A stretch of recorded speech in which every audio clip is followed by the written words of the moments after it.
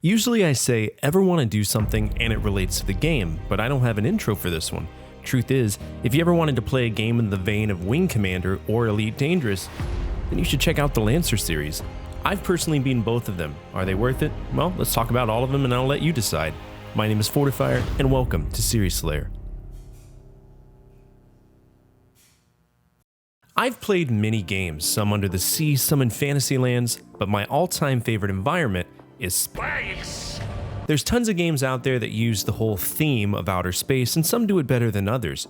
As a kid, I loved flight simulators, and if you combined flight sims with outer space, well, you had me hooked. In fact, before I started my retro gaming journey, I remember binge watching all of the Wing Commander games on YouTube, and I always wanted to check them out, but for the most part, I only played Star Wars games growing up. But one day during my project PC Pandemic on Twitch, my good friend Trimmer the Wolf suggested I play a title called Freelancer, but with my rules of release, I needed to check out the game that came before, Starlancer. In doing some research, I noticed that Starlancer was created by none other than Chris Roberts. For those older folks, you might recognize him for some of his early contributions: Striker's Run, Ultima 5 Warriors of Destiny, Times of Lore, Bad Blood, and more importantly, Wing Commander. Small world, right?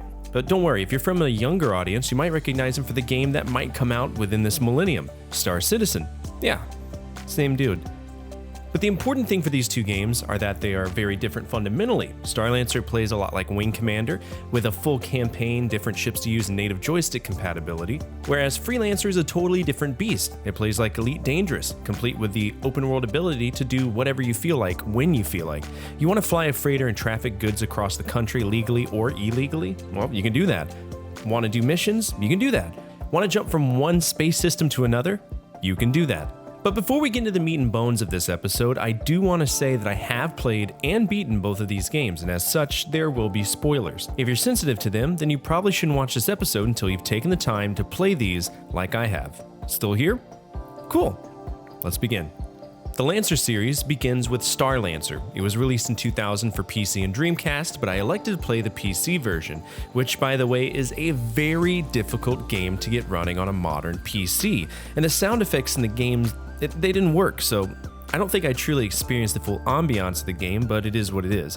The game takes place in 2160 after humanity has explored the depths of the universe and colonized most of it. Because humans are pieces of shit who have nothing but greed in their mind, two key factions have broken out, and both are fighting for control. The first is the good guys, the Alliance. The Alliance consists of America, France, Spain, Italy, Japan, Britain, and Germany. Want to take a wild guess who the bad guys are? That's right, Russia, China, and the Middle East. Nobody saw that coming, right? So the game kicks off with a surprise attack on Fort Kennedy. The Italians and the French fleet get wiped out, which is pretty much par for the course. I'm glad to see that history, keeps repeating itself. And because of this surprise attack, everyone goes to Triton, Neptune's moon, to regroup and plan the attack against the Coalition. Who are you? You're an unknown rookie pilot who works for the 45th Volunteers under the command of Captain Robert Foster and Wing Commander Maria Enriquez above the ANS Reliant. So there you go, it's Wing Commander, and given that this game came out in 2000, Wing Commander Prophecy was the standard for space simulation games from Chris Roberts, and it really does feel like the architecture is almost the exact same way. We have a selection of ships, there's briefings, there's payload options. This game is really fun, and it was exciting to fly around and play a more modern Wing Commander styled game. I had no complaints, and this game was worth every single moment. I strongly suggest that you check it out if able.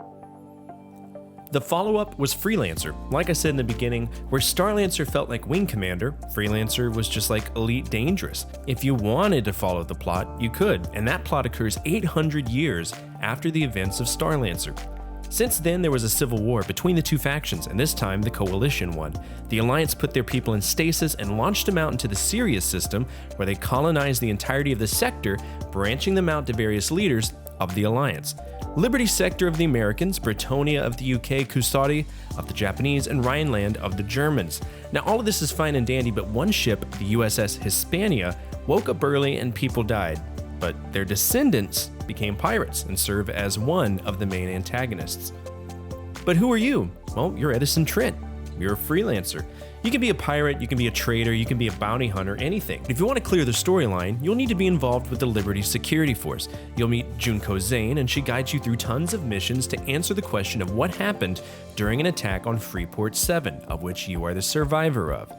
Turns out there's this pissed off alien race called the Nomads that used to lead the Sirius system, and they really want it back. So they possess key members of the houses and start slaughtering political opponents, and seek to find these artifacts to prevent the humans from figuring out their plans. And that's basically it in a nutshell without really giving away the entirety of the game.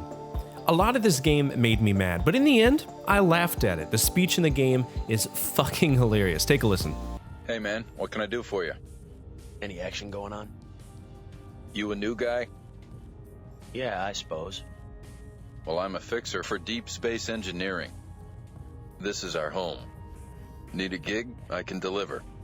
But I don't take well to sharing my hires. Finish your other gig before you come back.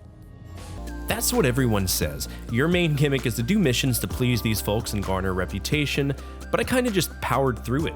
The game uses the mouse as a controller and really complex abstract keystrokes to manage your systems, but all in all I got used to it quickly.